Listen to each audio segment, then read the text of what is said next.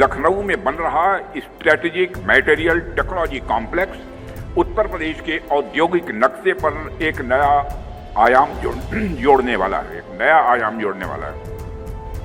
इस प्रोजेक्ट से सिर्फ सीधे तौर पर ही नहीं बल्कि अप्रत्यक्ष रूप से हजारों लोगों के लिए रोजगार के नए अवसर पैदा होंगे।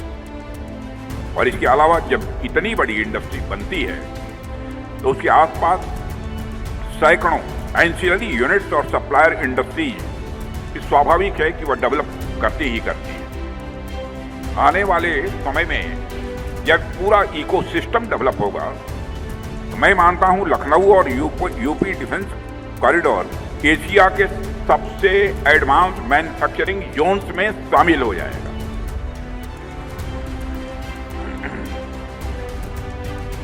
पीटीसी इंडस्ट्री एक एंकर इंडस्ट्री के रूप में इस पूरे तंत्र के केंद्र में रहेगा, ऐसा भी मेरा विश्वास है।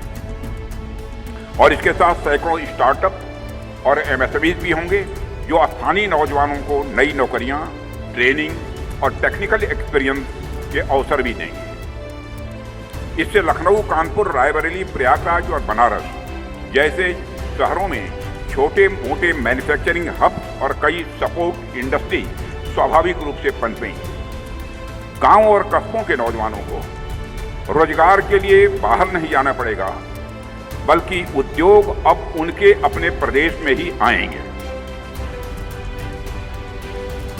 साथियों, यह भी ध्यान देने वाली बात है, इस तरह के प्रोजेक्ट में स्किल्ड मैन पावर की बहुत ही जरूरत होती है। बिना स्किल्ड मैन पावर के इस प्रकार के प्रोजेक्ट सर्वाइव नहीं कर सकते। इसमें हमारी जो तकनीकी संस्थान हैं जैसे आईआईटीज हैं, पॉलिटेक्निक्स हैं, इंजीनियरिंग कॉलेजेज हैं, इनके विद्यार्थियों को सीधा फायदा मिलेगा। हमारे नौजवानों को अब रोजगार के साथ साथ मॉडर्न टेक्नोलॉजी सीखने का भी अवसर मिलेगा। इसलिए मुझे लगता है जब इस तरह का इंडस्ट्रियल डेवलपमेंट होता है तो उससे केवल उद्योगों का ही विकास नहीं होता है बल्कि वह समाज और शिक्षा दोनों को एक साथ बढ़ावा देता है।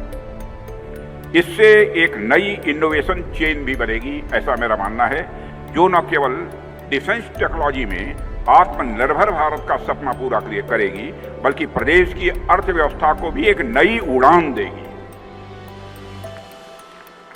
साथियों, इसलिए मुझे लगता है कि यह सिर्फ एक प्लांट नहीं है। इसलिए मुझे लगता है कि सिर्फ ये एक प्लांट नहीं है बल्कि यह उत्तर प्रदेश की धरती पर आत्मनिर्भर भारत के विजन का एक जीवंत उदाहरण भी है।